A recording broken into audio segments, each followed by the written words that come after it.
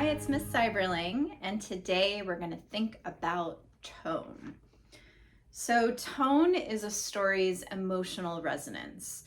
So it's what a writer creates this resonance through the themes that they write about, the things that they focus on, what they bring to light. And tone can be like sarcastic, tone can be angry, tone can be somber. And this is a choice that the writer makes. Sometimes it's subconscious, but you can make it consciously. And so I want us to think about some examples through the craft of songwriting. And you can learn more about all of this in my book, The Young Writer's Fiction Workbook. So we're going to think about different songs and how their tone kind of gives sort of like the way that we want the people listening to the music to feel. We can do this with our writing. So by our tone, we can suggest how we want our reader to feel.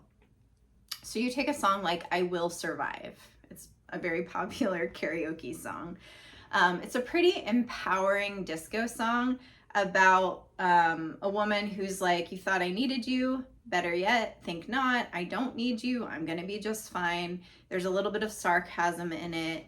And then you take a song like Someone Like You that was performed by Adele, and it's a very sweet song about also a breakup probably, but it's about more of the acceptance of it. Like, I wish you well, I am very sad about this breakup, but I haven't moved on and that's okay. So very different kind of breakup song than I Will Survive. And then you have a song like Since You've Been Gone by Kelly Clarkson, who her song is very like explosive, like how much better she is because she's been without this person. So that has a different tone than the Adele song, Then I Will Survive.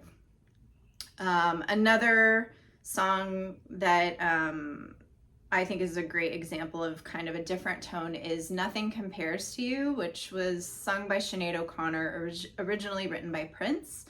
But it's a really sad song filled with nostalgia and appreciation and loneliness, also about a breakup. And people feel a lot of different ways about breakups, depending on who they're, if they were wronged, if it was their fault, it was the other person's fault, if it just didn't work out.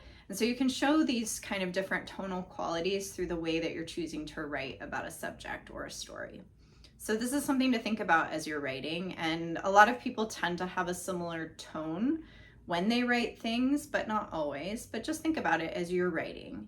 And so we're going to do a prompt, as we often do. This is from my book, The Young Writer's Fiction Workbook, which you can get on Amazon. So get out a computer, or if you prefer to just write in a journal. And I want you to write a few sentences about morning fog at the beach in each of these different tones. So the first tone you're going to write it in is disappointment. So write about morning fog at the beach through the tone of disappointment. The next one, I want you to write about morning fog at the beach through a tone of suspicion. And then finally, you're going to write about morning fog at the beach in a nostalgic tone. And I'd like you to just notice when you do that how each version is a little different. So I would imagine that a suspicious tone feels a little bit more like a mystery than a nostalgic tone, but you tell me. So this is our exercise for the day. If you are interested in learning more about writing, if you want writing instruction, if you're a teacher, well, whoever you are, maybe just a student, you don't even have to be a young person to use this book. It's available on Amazon.